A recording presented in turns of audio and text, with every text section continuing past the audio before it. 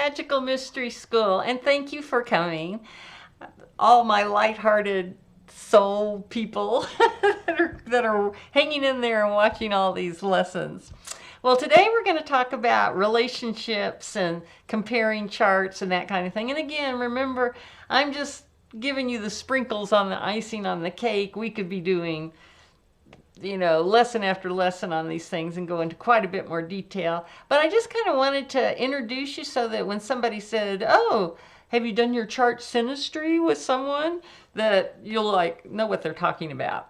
So when we're thinking about relationships, and of course we always kind of think about romantic relationships first. The houses we want to look at in your chart or someone else's chart. The fifth house is romance, fun, flirting, and it could even be, just your buddies that you go out and be silly with and have a good time. And then there's the seventh house, which that's where we're getting a little more serious. That's where you're making legal contracts. So that's marriage. You're really kind of getting bonded with someone. And this could be business partnerships or, bosses and employees and things like that too.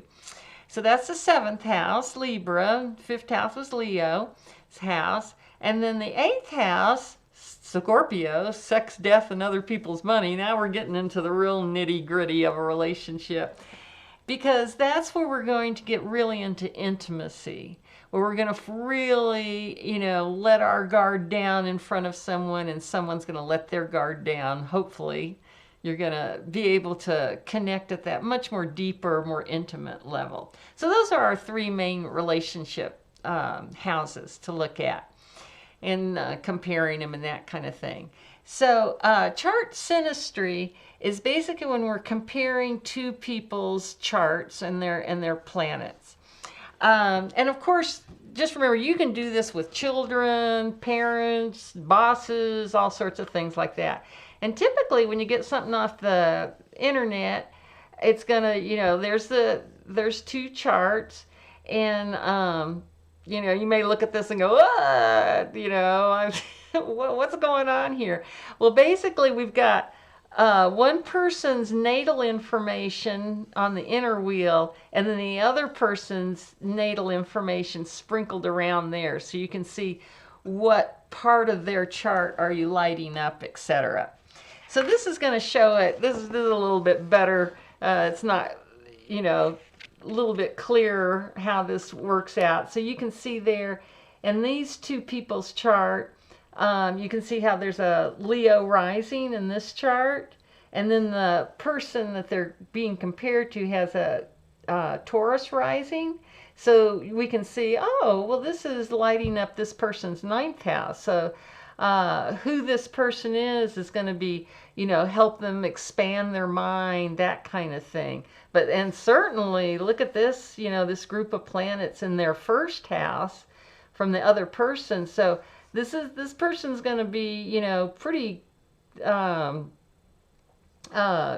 them, even maybe help them come out of their shell, although a Leo rising maybe not so much. And then here's the flip. And if you ever get your own program, you can just push a button that just says swap. And so there you can see there's the Taurus rising, and then the other person's Leo ascendant it's here in the fourth house. So here would be somebody that they would be more comfortable with at home.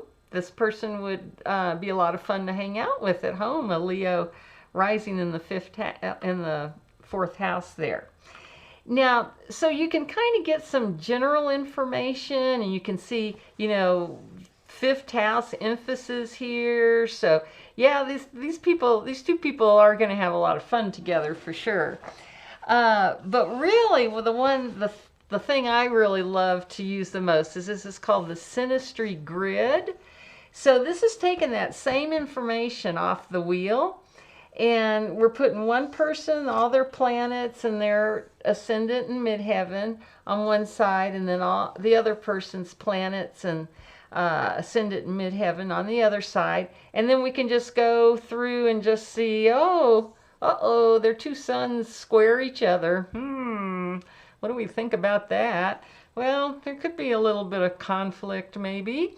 Uh, so see, you can kind of zone in on this stuff really easy. And I think when I was, yeah, it's a 5-degree separating square.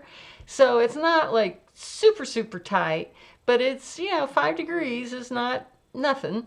And it is separating. Remember how I kind of think applying is a little bit more intense than separating? And so you can see the oppositions and sextiles and trines and all sorts of things. This one even has semi-squares and sesqui-squares in there to look at also.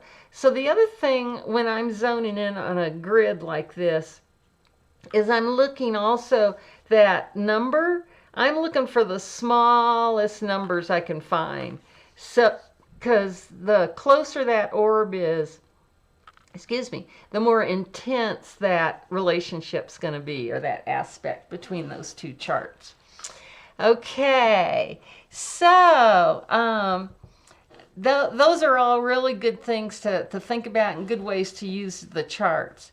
Now, when we're looking at these two, another thing astrologers look at is the sun and the moon, and typically in the old days, it used to be the man's sun and the woman's moon, and nowadays we flip them both ways.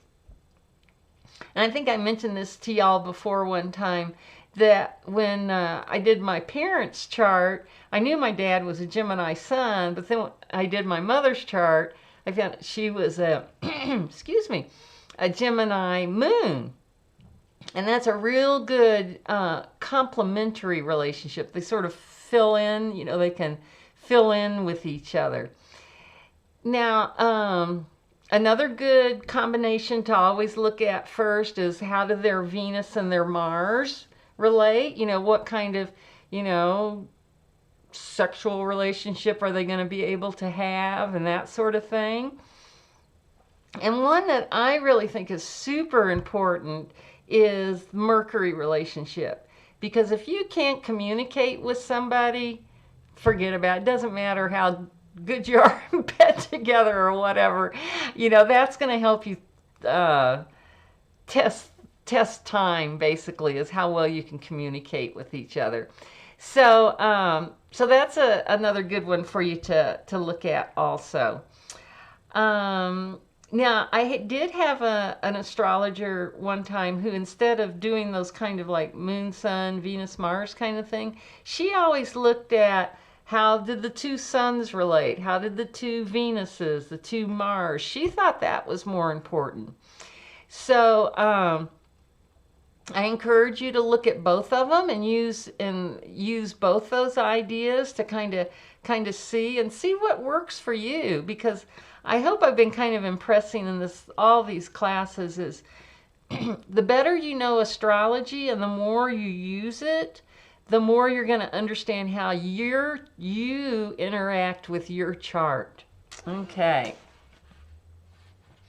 Oh, and the other thing too I wanted to mention, this kind of synastry. Now this is a classic synastry chart, but you can also do this same kind of double wheel like this with your, still keep your natal chart in the center, but say put transits around the outside, or like your solar return, or your Saturn return, that kind of thing. And it helps you see what's happening during those transits, and what areas of your chart are being lit up, and that sort of thing.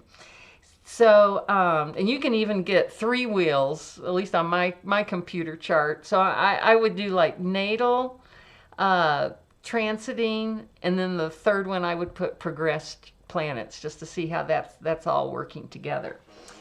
Now, composite charts, that's a whole different thing here. And that usually is just for people. And that's where we're creating a whole unique chart for 2 people. So how we do this is we take the midpoint between like the sun and the 2 suns. So for example, let's say we've got a sun in Capricorn and a sun in Pisces. Well, the middle of that would be Aquarius, right? And that would be their composite sun. Now the computer is going to get that down to a degree. Is that going to be 3 degrees Aquarius or 28 degrees Aquarius, that sort of thing? But just for our purposes, I'm going to stay very general and just say Aquarius. So how that would mean, what that would kind of translate is that, okay, a Capricorn person, is going to be, into business, into, doing the right thing, keeping things, being a little on the serious side, that sort of thing. Very earthy, earth cardinal. Whereas Pisces is water mutable, right? So they're a little bit more, let's do, spiritual stuff and metaphysics and, all that good stuff. There might be a few Pisces out there right now interested in mystery schools. But think about it. If those two people together, the thing that they may just blossom together is that here you've got this person that knows how to get it done in the physical world. And here you've got a person who's totally into spiritual inspiration and doing what their heart desires and that sort of thing, and coming together and creating energy in Aquarius.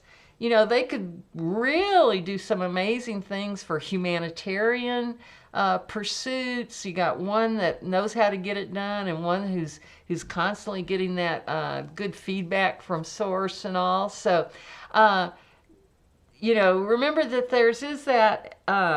that combination is the composite chart. And remember, we're always going to be using the shortest distance. So you wouldn't, go, Capricorn sun and a Pisces sun. You wouldn't go way down to Leo. You'd stay between those two closest points.